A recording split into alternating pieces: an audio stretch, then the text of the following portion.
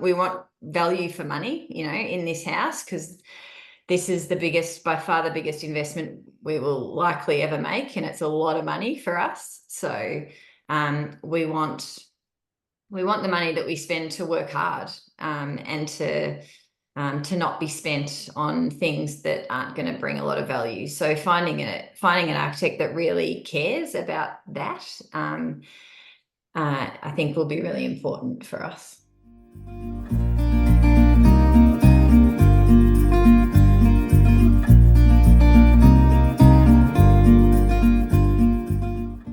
Have you had a look at what your approval pathway is and the planning requirements and things like that? Have you wrapped your head around that in terms of that timeline?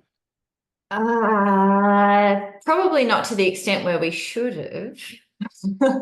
I mean, we know that certainly our site, we don't have any overlays. We don't have any easements running through the property. It's a pretty good site in terms of all of those kind of issues that can arise. And we're in the same council area as our previous house. So speaking to our friends who are architects, we've got a friend who's an architect and we've got a friend who's a builder. They have both said that we shouldn't have any major issues with planning and permits, but you never know until you get there, I guess. Yeah. Yeah. January might be a little bit ambitious, just largely depending on obviously the availability of the architect or designer that you select, and then also I do know that the research that you're doing and the work that you're doing already is going to put you in a much better position to be decisive about things. So that will definitely speed up the design process. I find that when homeowners haven't done this sort of investigation of themselves and how they want to live and really thinking about that sort of holistic approach and that vision for their home, it means that they can get presented a concept and not be able to give kind of definitive feedback about whether it's along the lines of what they were, you know, sort of envisaging. And so that can obviously mean that the architect or designer is having to kind of almost sort of convince you of what this, you know, how this is going to deliver on the things that you've asked for.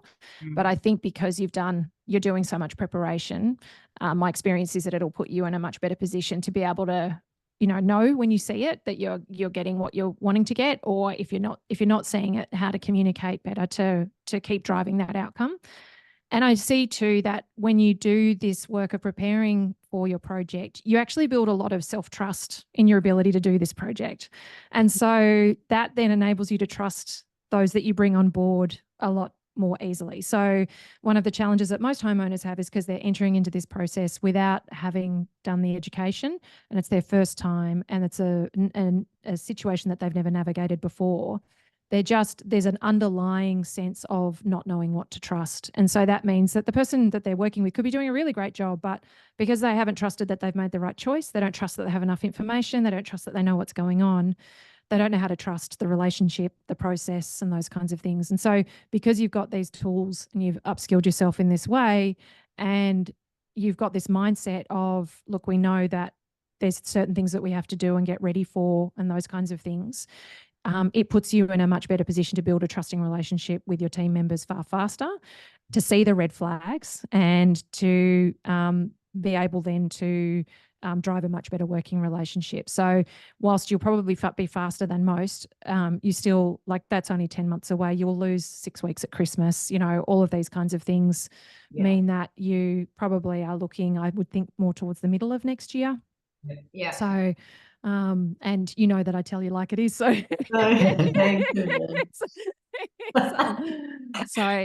I mean, the thing is, though, you might find, you know, I have had experiences where working with a client, we have nailed down their design within 2 months. And then because their planning pathway was self-assessable, it really just needed a tick and flick from council. We had a builder that knew that we were coming, and we'd worked with, so they were ready to hit the ground as soon as that approval came out. We were able to overlap and stack things. And so, you know, so I think my recommendation would be to not hold back on starting to have conversations with architects. I think you've got enough, you know, sort of experience knowledge and information now for, particularly if you've been working on your brief, to start those initial conversations, because hearing you say that you want to find a like-minded team, that's going to take for you to actually meet people in person, have them describe their process to you, have them talk to you about, what, like, have them hear you and have them reflect how they're hearing you, have them reflect how they're understanding what you want to achieve, and also that you get a level of confidence that they're going to step you through the process well. And so that, I think, you can have that initial meeting. You can then say to them, look, we're just nailing down our budget. We're doing this work to figure out, but we think it's going to be around this amount. Do you think that that's feasible? You can be also discussing timelines with them, and understanding what their timeline is, what the timeline of the people that they're working with is, so that you can be assessing the realism of when your start date might be, because that can also start to change. You might find, well, if you have an extra 6 to 9 months up your sleeve because you can't start construction as soon as you thought you would, that might change your budget. So it's that thing of how those things sort of all start to work together. So yeah, I'd suggest, rather than holding back, I feel like you've done enough for you to start having those conversations. Remember too, there's the interview checklists in Home Methods, so you can go through and you can have those conversations in a productive way with anybody that you're talking to, so you can kind of compare apples with apples, and not forget to ask them particular information as well, because you can kind of, I find that some people you'll meet and you'll have that magnetism of just instantly getting along. The meeting will just go really well and you'll kind of forget to actually check the necessities. And then you might meet somebody else who doesn't you don't necessarily jive with straight off the bat, but they tick all of the boxes on demonstrated experience. They can explain their process to you. You can see previous projects, but maybe the relationship's not going to be instantaneous. It's going to take a little bit more. And then you've got those questions to be able to elicit more information from them. So, and I think it'll help you then also start to understand how are they going to help you find the rest of your team as well. So you can then start thinking about, okay, based on those team members that they might be working with, when's that builder going to be available, or when's, what's the turnaround time for that engineer, and who else are they recommending that you might need to bring on board, because that then of course will start to impact your professional fees as well. So that will help you budget those things too. So how does that sound in terms of kind of jumping in a little bit? Yeah, that's great. I'm excited. It's good to hear you tell us that we're ready. It's nice to hear. But yeah, I'm happy. I'm excited. Yeah, I think there's an element of in terms of our timeline and our budget, it's an old house. So we're trying to also keep in mind the fact that it's renovation, but it's also repair and restoration. And we don't know.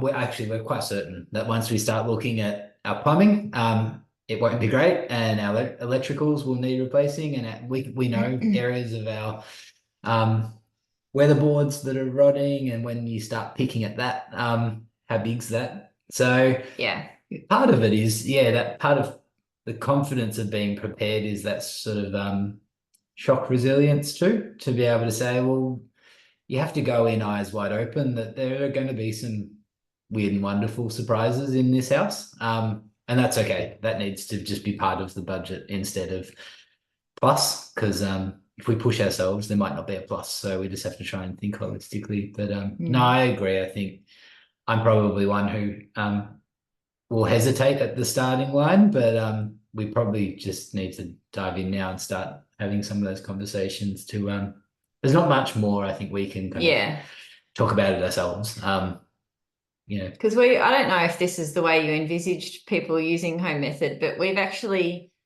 been through the whole course, and now we're starting from the beginning again.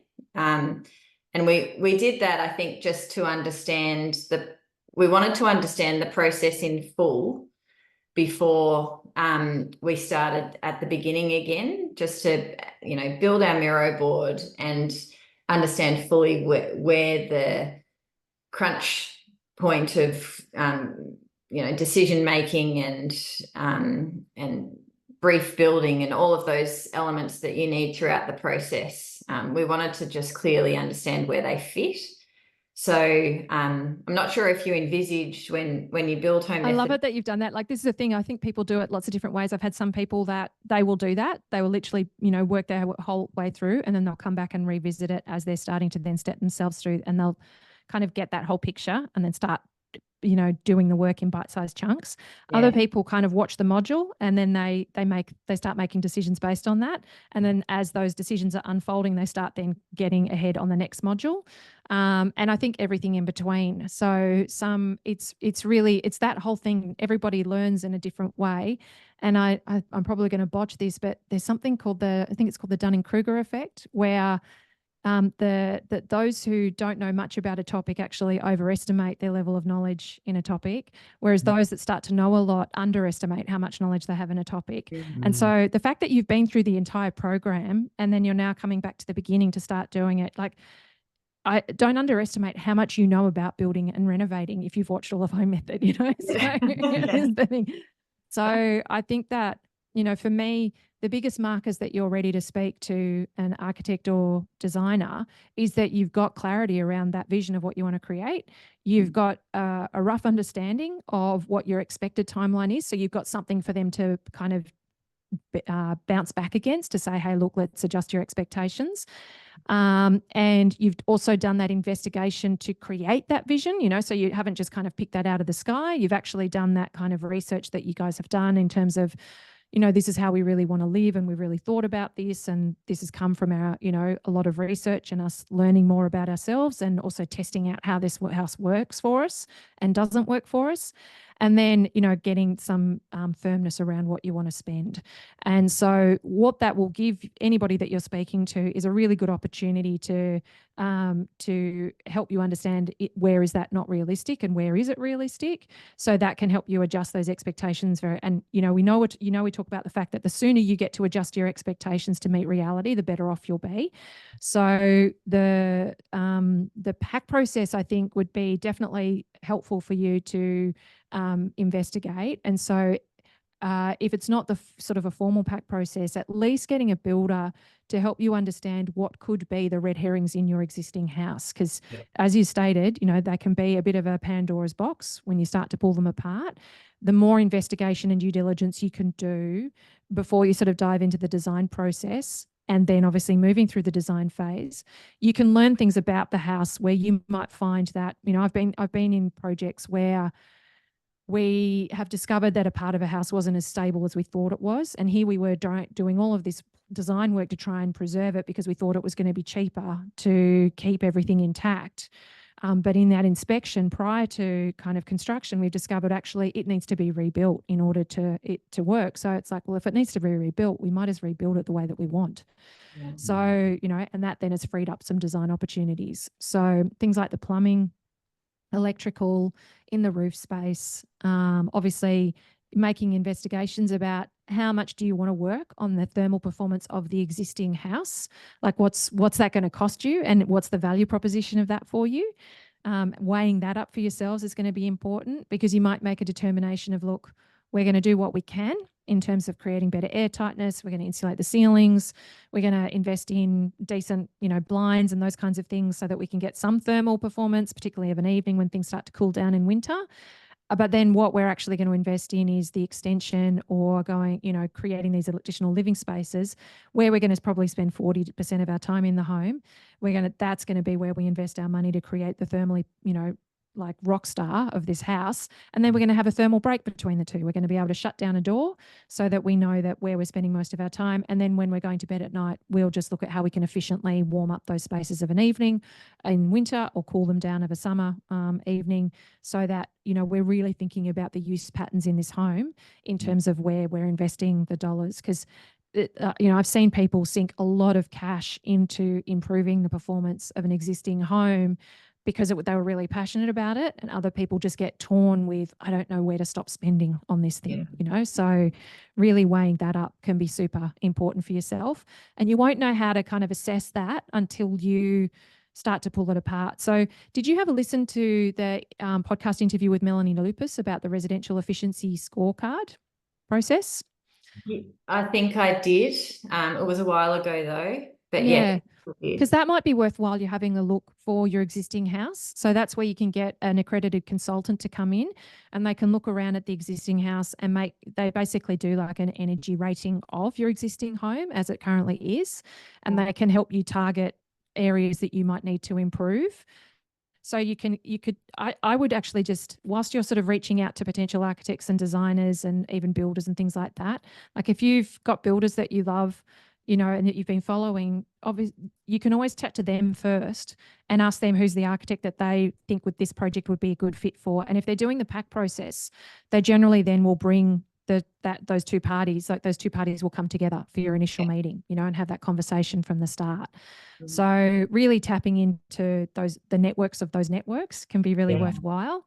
And then doing that fact finding of things that you know are a problem in the existing house. So if you've got any problems with the roofing, you know, starting to get an understanding. It could even be just getting a quote from a roofing contractor of what that might cost to replace the roof. The residential scorecard is a residential efficiency scorecard is a really good system for assessing the energy efficiency of it. And those can just be small ways that you can cherry pick information that starts to build out that suite of knowledge that you have, so that you can then feel more armed in those conversations as you're then diving down those pathways with other professionals. So how does that sound in terms of thinking about kind of next steps? Yeah, it sounds good. And I like the way you're thinking about it in terms of thermal zoning, because, particularly with sustainability, you can start to be really compelled by a principle instead of practicality. And like our bedroom would be a good example because it's at the front of the house. It's got old sash windows. It's got LED lighting that we'd want to maintain. But, you know, as we went through the whole Nat Hers sections, I was like, well, they're not going to be earning us too many points. No. But we don't want to get rid of them. So how do you compensate? But it might just be about smart zoning that gets us around that. So lots to think about. And so I'm just trying to think, what is most important to you in that relationship with your architect? Like if you had to choose one thing, what would like them kicking it out of the park for you look like? What do you think? I think it's about getting us. Like I really want it to be our home. And there are certain things from an aesthetic point of view that we're excited about, and we want it to be a really intentionally, you know, smart, well-designed place. But more than that, I just want it to feel like our home. And I think the trick of getting that right is that person or people who are willing to just sit down and invest in understanding that. Like I don't want a house at the end that it doesn't belong in magazines and photographs. It belongs to our kids. So that's probably the main thing for me. That it's not about when you're doing your research, you see a lot of award-winning homes. Our house doesn't need to win any awards. Well, it'd be nice if it did. But yeah, for me, I think, which is probably quite similar. Finding an architect that can perfectly marry beautiful design in the places that it needs to have beautiful design, but marrying that kind of form and function element, and finding clever ways to save money in areas that could be saved. You know, we don't want to. We want value for money, you know, in this house, because this is by far the biggest investment we will likely ever make, and it's a lot of money for us. So we want the money that we spend to work hard, and to not be spent on things that aren't going to bring a lot of value. So finding an architect that really cares about that, I think will be really important for us. Yeah. Yeah, fantastic.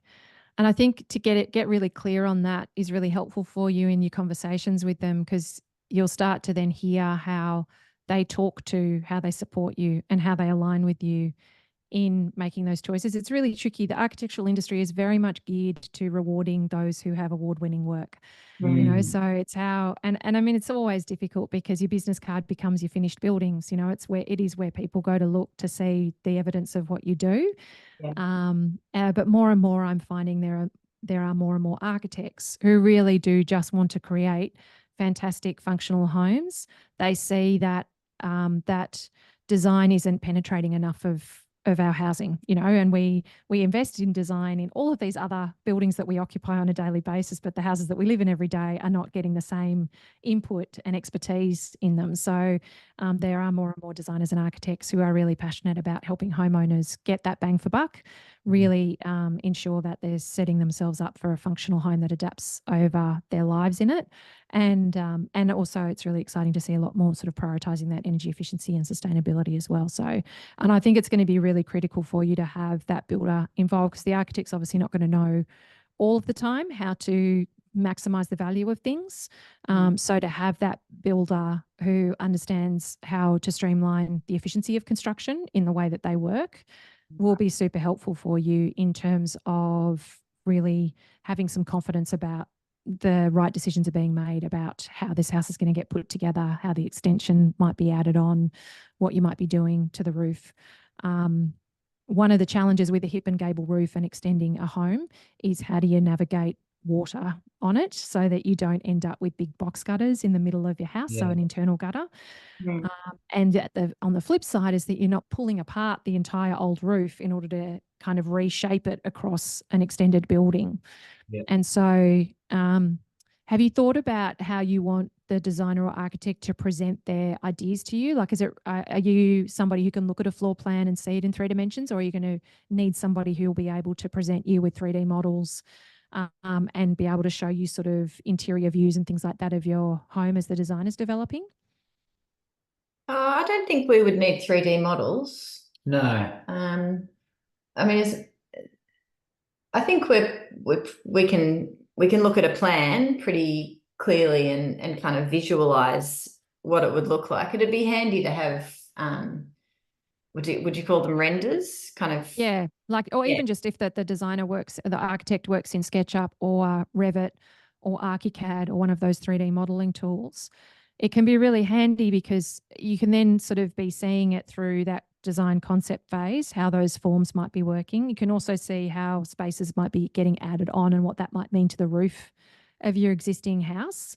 And I think too, if you end up going down the path of a second story, my experience with homeowners is when you're looking at like that beautiful Californian bungalow style, it can be very difficult to visualize what is another story going to look like on this home. And so being able to see that in a 3D CAD model and how it sort of incorporates with the existing house can definitely be handy. And also it can just be really, because if you're only ever seeing it on elevations, it's going to look a lot more oppressive than it potentially would be when you get to shoot a 3D version of it standing at eye level at the footpath, looking up at the house. And, you know, the front of the house, because of the perspective, probably will conceal a fair amount of the second story if it's designed to accommodate, you know, to do that. So, but if you're looking at an elevation that's a 2-dimensional drawing on a plan, you won't get the same impression. And the other benefit, of course, of 3D CAD models is that they can geolocate your home and they can run those sun studies for you. So they can show you how the sun is moving around the property at different times of the year and day, so that you can be really making sure that you're going to be drinking in that sunlight during winter and shading your home during summer and making the most of that orientation. And so is that something that we would need to specifically request from our architect?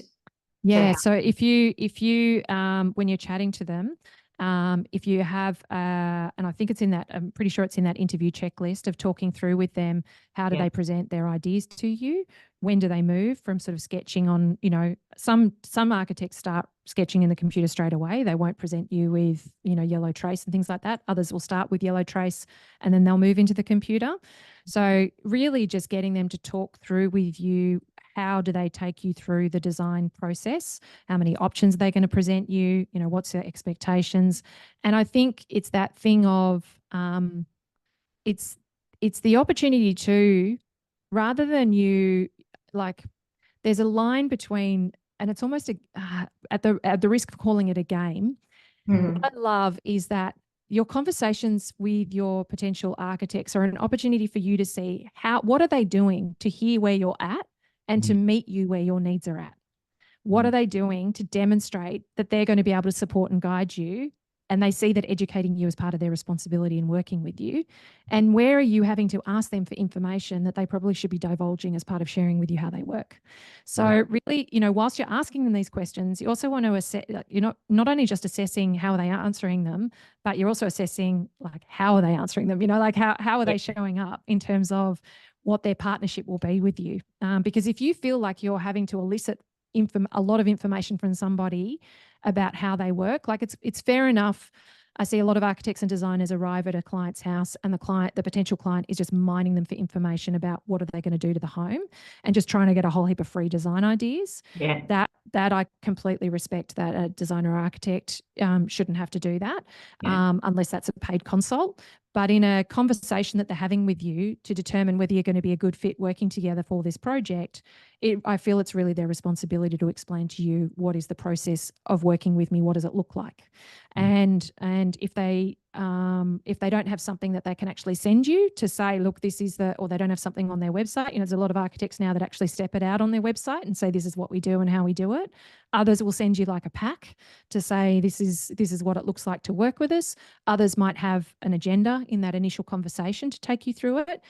But if you're having to drag that information out of somebody right off the bat, it can be an early warning sign that you're possibly going to have to drag information and help out of them in some other parts of the project as well. So that's something to be aware of in there. So it's always, and this is why I'm encouraging you to start having these conversations soon, because it's a great opportunity for you to not only get the information, but to gauge how you're getting the information. Okay? And to see, how is that person behaving, and is that person behaving in a way that I feel like I could handle this person being in my life for the next 18 months to 2 years, you know, because that's potentially what you could be looking at. So am I going to be able to have really intimate conversations with this person about where I want to put my underwear and, you know, which side of the bed I sleep on? Yeah, absolutely. All that kind of stuff. My frustration at the toilet seat being left up, you know. So I need it in a box inside the bathroom so I don't have to look at it every time I walk in the room. Yeah. The need for some ventilation in the toilet and bathroom, definitely. Awesome. Now, before we wrap up, did you have any questions for me about sort of your next steps or anything that you're sort of nervous or concerned about? You actually both seem really calm for people who are at the beginning of your project, which is awesome. It shows that home method's working for you. Are there alarm bells for you in terms of the number of projects either architects or and builders are taking on at any one time, in terms of, as we reach out, if we start to get sort of loose commitments from people to say, oh yeah, I can take this on, I'm also doing X, Y, and Z, how much focus should you be demanding from those you're working with? It's a really good question, Zane. I think that different business models will be able to operate at different levels and serve a different number of clients, but they have to have the business model in place to do it effectively and productively. So it's great to understand how many projects they are running at any one time and what they see their capacity is, and what processes do they have in place in order to execute that. Because you can then start to understand a lot about how somebody runs their business, how they manage their team, what kind of size team they have.